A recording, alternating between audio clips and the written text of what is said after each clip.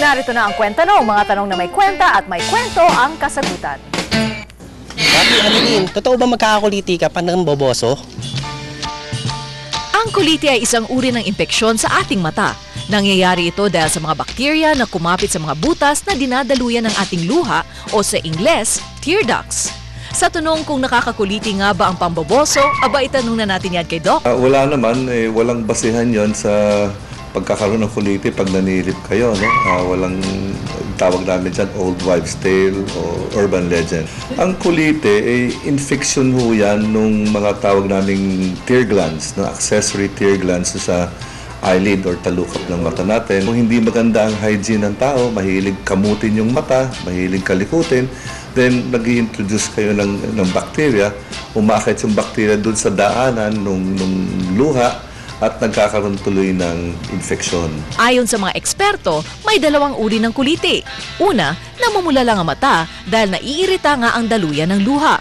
Pero ang pangalawa at mas grabe, namamagana ito at lumulobo dahil sa impeksyon. Mamaga, namumula, no?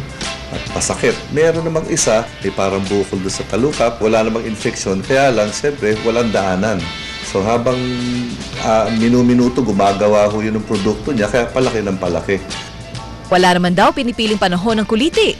Kahit anong oras, mapatag-init o tag-ulan, pwedeng-pwede kang magkaroon nito kung hindi ka malinis sa katawan mo.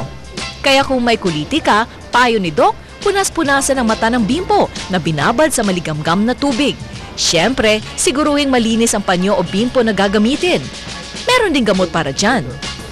Kung hindi ho matanggal yon at lalong natutuloy yung pagmaga, nagnanana, nagbibigay ho kami ng mga antibiotics na ointment o pamatak at kumisan oral antibiotics. Binibigyan na namin ng gamot para yung gamot pumasok na sa loob ng katawan at tamaan na ho yung infeksyon at hindi lalong lumala.